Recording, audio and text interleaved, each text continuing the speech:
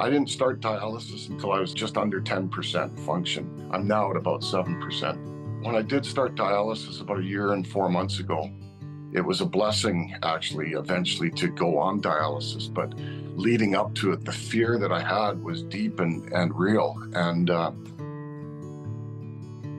it made me hesitate quite a bit to move forward, right?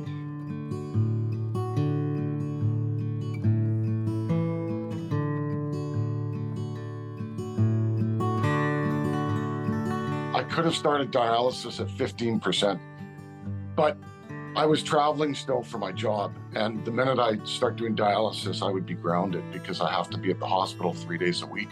So I dealt with some of the pains and some of the symptoms. I had the fistula put in, but I wasn't quite ready to give up my normal lifestyle and job.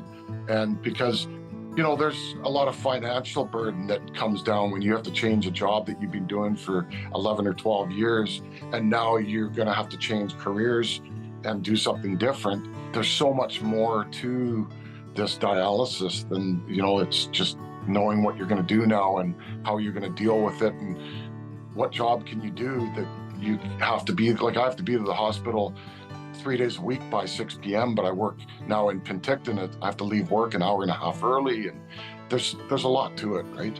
So the process started with that fistula that I had put in my arm. So my forearm has this artery that is quite a bit larger now than the normal vein that ran through. And sometimes even because of that, I get a little bit of a numb head because they've rerouted the blood vessel, the artery, the main artery that feeds my hand, one of them, and it's being rerouted to this vein.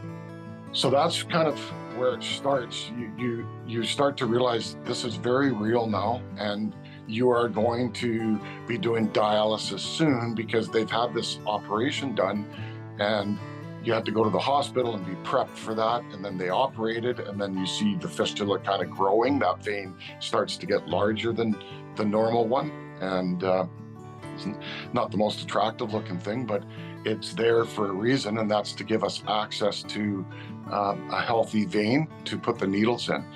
So then, you know, they're staying in touch at the hospital, and it was time for me to go for dialysis. So they kind of set a date, and they said, this is when you're going to start, and you're going to, I decided with them that Monday, Wednesdays, and Fridays would be the best day for me, and I would have to go on the evening run. In Kelowna, they have a 5 to 6 o'clock, 6 p.m. till 10 p.m. run. They have an early morning run, and they have a midday run. And for me, because I wanted to still work, I wanted to do the evening run. So we scheduled, after we did my fistula, probably went about another month or 2 months, something like that, where I was just still working a normal job.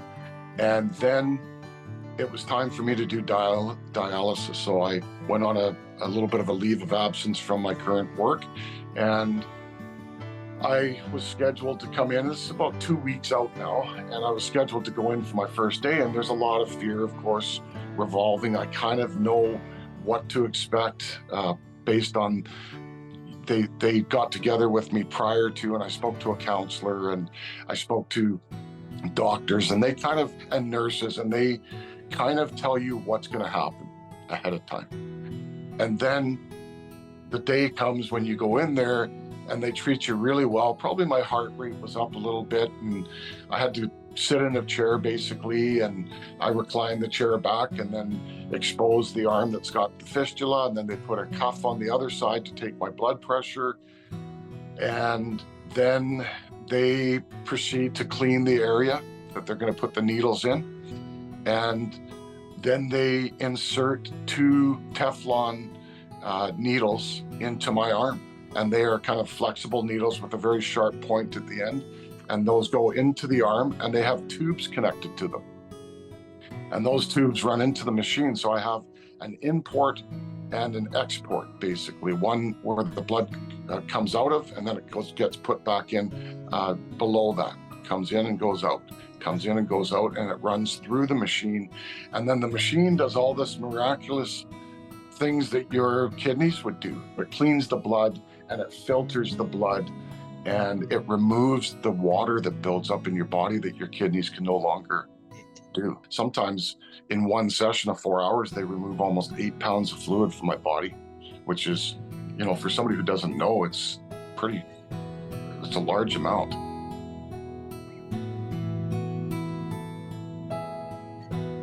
My dialysis, it's 4 hours at a time, and you just sit in that chair for the full 4 hours. So I've watched a lot of TV series and a lot of movies, and I played a lot of games. So you have a lot of time to kill. I even work sometimes when I'm in there. So after dialysis, you have to hold the wounds, the sites where the needles were, for about 10 minutes to let your blood thicken and coagulate, and then fill the holes where the things. So the first time, I think the nurses did it for me, and then they showed me how to hold those sites. And then afterwards, I learned how to hold it myself, and then I just do it myself now. So they pull the needles out, and we put gauze on it and tape, and then I just hold that for 10 minutes nonstop until your body has done its natural course of coagulating, and then they wrap it, and I leave that wrap on for about another couple hours. And when I get home in the evening, just before I go to sleep, I can usually remove that and maybe the Band-Aids they put on there as well.